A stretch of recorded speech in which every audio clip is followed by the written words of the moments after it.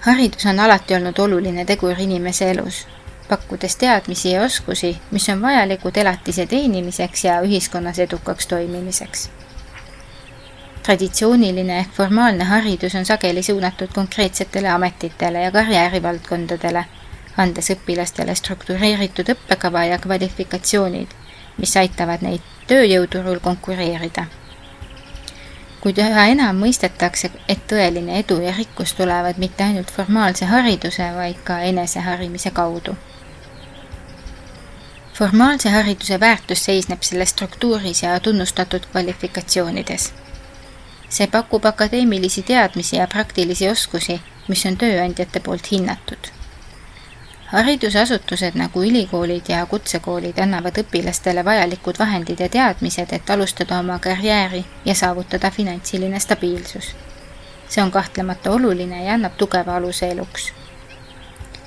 Siiski, formaalne haridus on sageli piiratud kindla õppekava ja ajaraamiga. See võib mõnikord jääda liiga üldiseks või keskenduda kitsalt kindlatele erialadele, jättes tähelepanuta isiklikud huvid ja loovuse. See ongi koht, kus eneseharimine tuleb mängu. Eneseharimine on pidev protsess, mis hõlmab iseseisvat õppimist ja arengut väljaspool traditsioonilisi haridusraamistikke.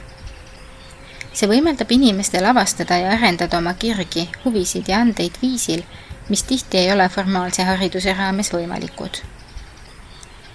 Eneseharimine pakub mitmeid eeliseid, mis võivad viia suurema edu ja rikkuseni. Esiteks, see võimaldab inimestel keskenduda oma unikaalsetele huvidele ja talentidele, arendades oskusi ja teadmisi, mis võivad eristuda konkurentsitihedas maailmas. Näiteks, kui keegi on kirglik tehnoloogiahuviline või huvitab teda näiteks ettevõtlus, saab ta iseseisvalt õppida uusi programmeerimiskeeli, osaleda veebikursustel või lugeda ettevõtlusraamatuid, et saada väärtuslikke teadmisi ja oskusi. Teiseks soodustab eneseharimine elukestvat õppeprotsessi. Tänapäeva kiiresti muutuvas maailmas on oluline pidevalt uuendada oma teadmisi ja oskusi, et püsida konkurentsivõimeline. Eneseharimine võimaldab inimestel kohaneda muutuvate oludega ja leida uusi võimalusi, mis võivad viia suurema finantsilise eduni. See võib tähendada ka võimalust avastada ja kasutada ära uusi turunišše või tehnoloogiaid, mis võivad olla tulusad. Kolmandaks arendab eneseharimine kriitilist mõtlemist ja probleemilahendusoskust. Kuna eneseharimine nõuab sageli iseseisvat uurimistööd ja analüüsi, arendab see võimet kriitiliselt mõelda ja lahendada keerulisi probleeme. Need oskused on väga hinnatud igas valdkonnas ja võivad viia innovatsiooni ja eduni ettevõtluses. Lõpuks annab eneseharimine inimestele enesekindluse ja sõltumatuse tunde.